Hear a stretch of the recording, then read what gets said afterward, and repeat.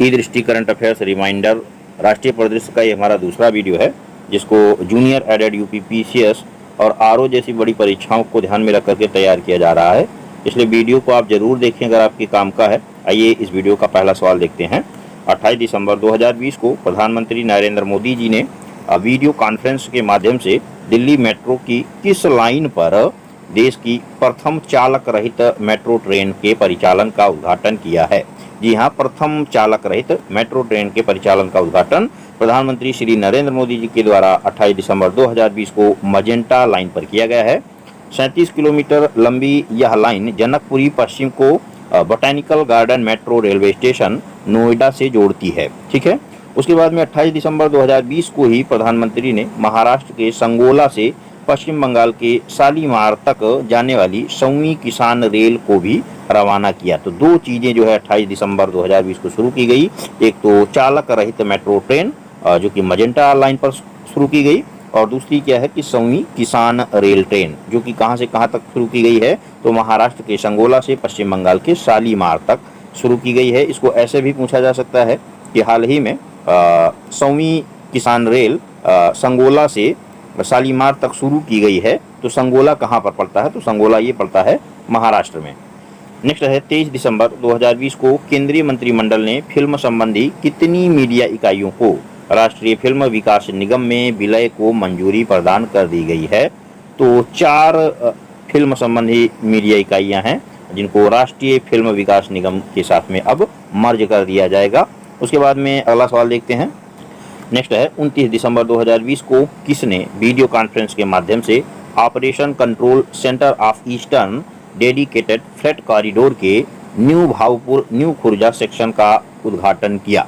तो operation control centre of eastern dedicated freight corridor का उद्घाटन नरेंद्र मोदी जी के द्वारा किया गया है। और देखिए ये फ्रेट कॉरिडोर इसलिए महत्वपूर्ण है क्योंकि ये उत्तर प्रदेश में है और इसका जो संचालन केंद्र है, जो संचालन इसका केंद्र है वो कहाँ पर स्थित है, तो वो स्थित है प्रयागराज में। यहाँ पर देख सकते हैं कि साथ ही में प्रधानमंत्री ने EDFC के प्रयागराज स्थित संचालन नियंत्रण केंद्र का भी उद्घाटन किया है।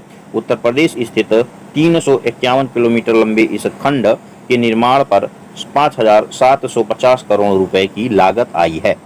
अगला है 16 दिसंबर 2020 को केंद्रीय मंत्रिमंडल ने दूरसंचार विभाग के स्पेक्ट्रम नीलामी के प्रस्ताव को मंजूरी दे दी है।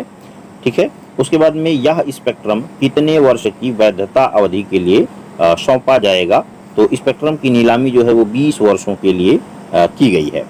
14 दिसंबर 2020 को किसके द्वारा विजन 2035 भारत में जन स्वास्थ्य निगरानी नाम से एक श्वेत पत्र जारी किया गया। तो विजन 2035 भारत में जन स्वास्थ्य निगरानी नाम से एक श्वेत पत्र जारी किया गया है, वो जारी किया गया है नीति आयोग के द्वारा। इससे जुड़ी हुई कुछ और बातें हम भी देख लेते हैं। इसे नीति आयोग द्वारा university of Manitoba Winnipeg Canada के सहयोग से विकसित किया गया है। इस श्वेत पत्र के प्रमुख मुख्य लक्ष्य इस प्रकार हैं, वो देख लेते हैं कौन कौन से हैं। भारत की जन स्वास्थ्य निगरानी प्रणाली को अधिक प्रक्रियाशील और भविष्योन्मुखी बनाकर हर स्तर पर कार्रवाई करने की तैयारी को बढ़ाना। दूसरा है नागरिकों के अनुकूल जन स्वास्थ्य निगरानी प्रणाली, ग्राहक फीडबैक तंत्र तैयार कर व्यक्ति की निजता और गोपनीयता सुनिश्चित करना। तीसरा है केंद्र और राज्यों के बीच बीमारी की पहचान, बचाव और नियंत्रण को बेहतर बनाने के लिए संशोधित आंकड़ा भागीदारी तंत्र बनाना।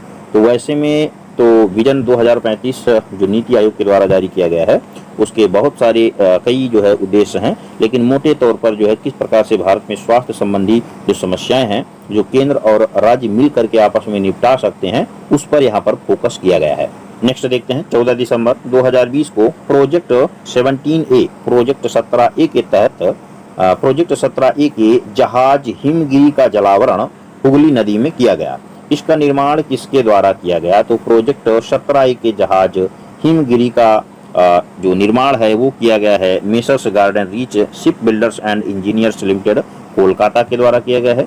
एक बात यहाँ पर यह भी ध्यान रखना है कि हिमगिरी का जलावतरण कहाँ पर हुआ है, तो ये हुआ है हुगली नदी में जो कि कोलकाता में है।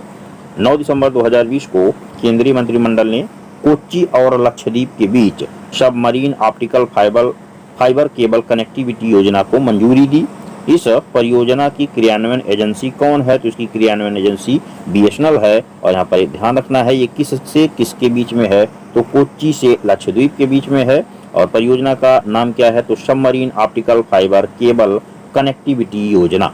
अगला है 7 दिसंबर 2020 को केंद्रीय पर्यावरण, वन और जलवायु परिवर्तन मंत्री प्रकाश जावड़ेकर की अध्यक्षता में केंद्रीय चिड़ियाघर प्राधिकरण की 37वीं आम सभा की बैठक में किन राज्यों में 2 नए चिड़ियाघरों को मान्यता प्रदान की गई है?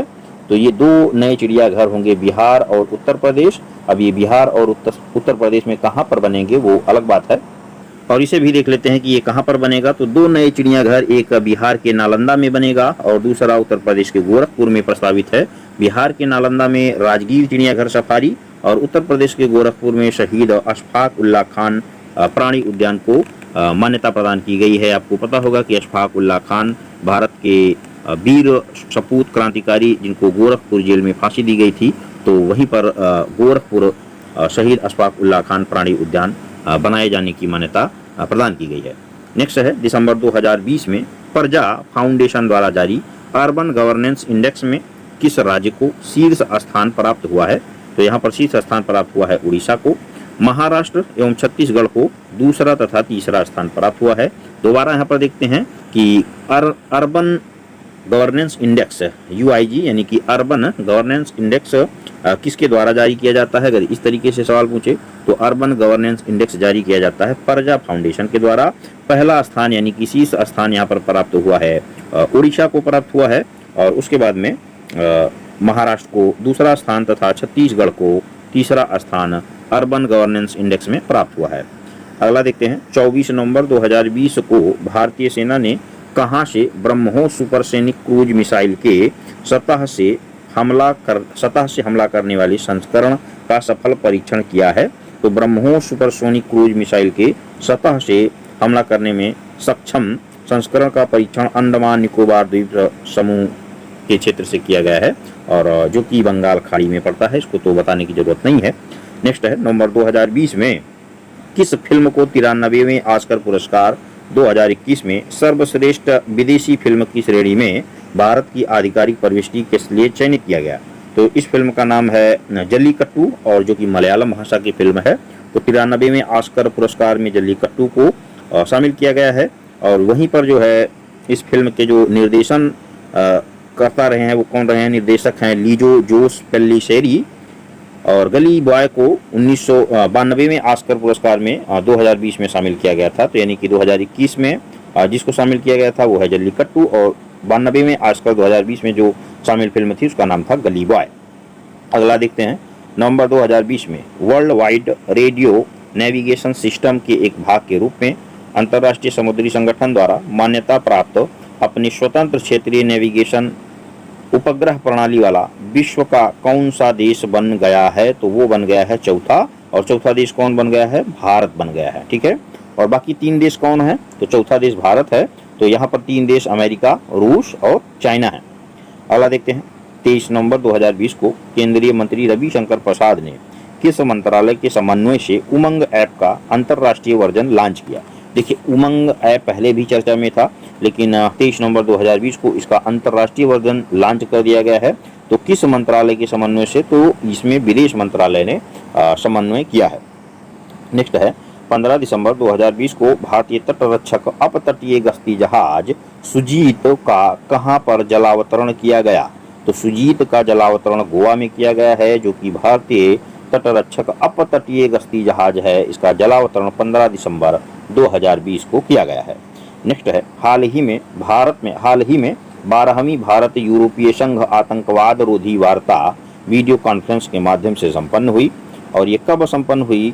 तो भारत यूरोपीय संघ आतंकवाद रोधी वार्ता 19 नवंबर 2020 को संपन्न हुई है। अगला है 30 नवंबर 2020 को प्रधानमंत्री नरेंद्र मोदी द्वारा राष्ट्रीय राजमार्ग 19 के किस खंड की 6 लेन चौड़ीकरण परियोजना को राष्ट्र को समर्पित किया गया है? तो इसका उत्तर होगा हंडिया से राजा तालाब वाराणसी के बीच में, यानी कि प्रयागराज के हंडिया से राजा तालाब वाराणसी के बीच में राष्ट्रीय राजमार्ग 19 के 6 लेन चौड़ीकरण परियोजना को राष्ट्र को समर्पित किया गया है। और नेक्स्ट है 12 नवंबर 2020 को केंद्रीय वित्त और कारपोरेट मामलों की मंत्री निर्मला सीतारमण ने आत्मनिर्भर भारत 3.0 के तहत अर्थव्यवस्था को प्रोत्साहन देने के लिए कितने प्रमुख उपायों की घोषणा की है। तो आत्मनिर्भर भारत 3.0 के तहत 12 प्रमुख उपायों की घोषणा की गई है, जिसके तहत 2.65 लाख करोड़ रुपए की राशि की घोषणा की गई है। ये राशि बहुत महत्वपूर्ण है, ध्यान रखना। ये है 2.65 लाख करोड़ रुपए। इसमें एक योजना आत्मनिर्भर भारत रोजगार योजना की शुरुआत भी की गई है। और अगला है नवंबर 2020 को अमेजन इंडिया ने किस शहर में अपना पहला all women virtual customer service centre खोलने की घोषणा की है। तो इसका उत्तर होगा बेंगलुरु। नेक्स्ट है नवंबर 2020 में किस राज्य की तेजपुर लीची को जीआई टैग प्राप्त हुआ है। तो तेजपुर तो मेरे ख्याल से सब लोग समझ गए होंगे, इसका उत्तर आसाम होगा। अगला है 9 नवंबर 2020 को 15वें वित्त आयोग ने अपनी रिपोर्ट राष्ट्रपति रामनाथ कोविंद को सौंपी। इसके अध्यक्ष थे, तो इसके अध्यक्ष एनके सिंह है। 15वें वित्त आयोग के अध्यक्ष कौन है? एनके सिंह है, जिन्होंने वर्ष 2021-22 से 2025-26 तक की अवधि के लिए अपनी रिपोर्ट में सुझाव दिया है। और रिपोर्ट का शीर्षक क्या था, तो उसकी चर्चा मैं पहले वाले वीडियो में कर चुका हूं। आप पहले वाले वीडियो को देख लेंगे, उसका लिंक आपको जो है डिस्क्रिप्शन में मिल जाएगा। आई बटन से भी आप उस वीडियो को देख सकते हैं। नेक्स्ट देखते हैं 8 से 10 दिसंबर 2020 के मध्य चौथा India mobile Congress 2020 video conference के माध्यम से आयोजित किया गया। इसका मुख्य विषय है, तो चौथे इंडिया मोबाइल कांग्रेस 2020 का मुख्य विषय है समावेशी नवाचार, स्मार्ट, सुरक्षित, टिकाऊ।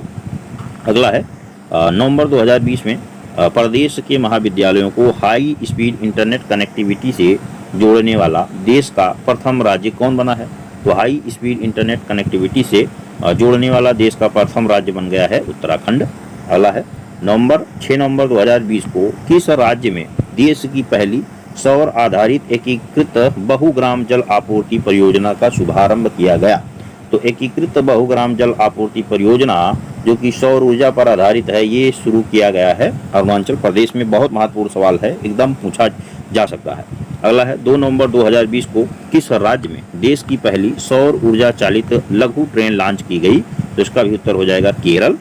देखिए, सौर ऊर्जा से रिलेटेड दो महत्वपूर्ण जो है यहाँ पर न्यूज हैं। एक तो सौर ऊर्जा आधारित जल आपूर्ति परियोजना जिसका उत्तर अरुणाचल प्रदेश है, और दूसरा लघु ट्रेन से है जो कि केरल में शुरू की गई है।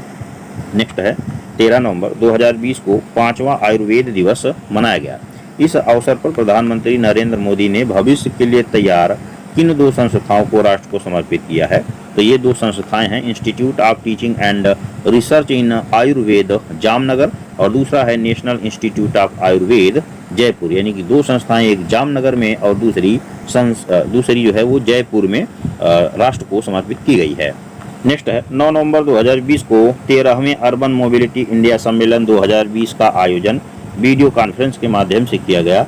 इसका मुख्य विषय था, तो 13वें अर्बन मोबिलिटी इंडिया सम्मेलन 2020 का मुख्य विषय था शहरी गतिशीलता का उभरता रुख, यानी emerging trends in urban mobility. Next है 13 अक्टूबर 2020 को भारत के मुख्य न्यायाधीश न्यायमूर्ति शरद अरविंद बोबडे ने कहाँ पर देश के पहले ई रिसोर्स सेंटर जिसका नाम न्याय कौशल है का उद्घाटन किया। तो न्याय कौशल का उद्घाटन नागपुर के महाराष्ट्र में किया गया है। अब ये न्याय कौशल क्या है, इसको भी थोड़ा समझ लेते हैं। तो न्याय कौशल देश में अपनी तरह का पहला ई रिसोर्स सेंटर है जो उच्चतम न्यायालय सहित देश भर के उच्च न्यायालयों और जिला न्यायालयों में मुकदमों की ई फाइलिंग की सुविधा देता है।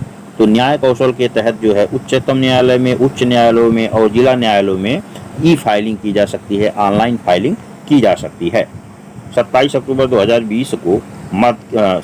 2020 के मध्य वीडियो कॉन्फ्रेंस के माध्यम से यूनेस्को के मानव और जैव मंडल कार्यक्रम की अंतर्राष्ट्रीय समन्वय परिषद की बैठक में भारत के किस जैव मंडल आरक्षित क्षेत्र को यूनेस्को के संरक्षित जैव मंडलों के विश्व नेटवर्क में शामिल किया गया। तो इसका उत्तर हो जाएगा पन्ना जैव आरक्षित क्षेत्र। थोड़ा सा यहाँ पर जो है हम जैव आरक्षित क्षेत्र को भी समझ लेते हैं कि भारत में टोटल जो है 18 जैव आरक्षित क्षेत्रों में से पन्ना यूनेस्को के संरक्षित जैव मंडलों के वैश्विक नेटवर्क में शामिल होने वाला 12वां जैव आरक्षित क्षेत्र बन गया है। तो यानी कि पन्ना जो है वो कौन सा जैव आरक्षित क्षेत्र बन गया है, तो ये बना है 12वां जैव आरक्षित क्षेत्र। नेक्स्ट है अक्टूबर 2020 में सब्जियों के लिए न्यूनतम समर्थन मूल्य तय करने वाला देश का पहला राज्य बना है, तो इसका उत्तर हो जाएगा केरल। और अगला है 24 अक्टूबर 2020 को प्रधानमंत्री नरेंद्र मोदी ने वीडियो कॉन्फ्रेंसिंग के माध्यम से गुजरात में कितनी महत्वपूर्ण परियोजनाओं का उद्घाटन किया, इसका उत्तर हो जाएगा 3। और ये तीनों परियोजनाएं कौन कौन सी हैं उसको देख लेते हैं। तो पहली परियोजना है किसान सर्वोदय योजना, दूसरा है पेडियाट्रिक हार्ट हॉस्पिटल जो कि UN Mehta institute of cardiology and research centre से संबद्ध है, और तीसरा है गिरनार रोपवे। अगला सवाल देखते हैं कि अक्टूबर 2020 में उत्तर प्रदेश सरकार ने मुंबई के हीरानंदानी समूह के द्वारा कहाँ बनने वाले प्रदेश के पहले डाटा सेंटर को मंजूरी दी। तो पहला जो है डाटा सेंटर बनाया जाएगा उत्तर प्रदेश के ग्रेटर नोएडा में।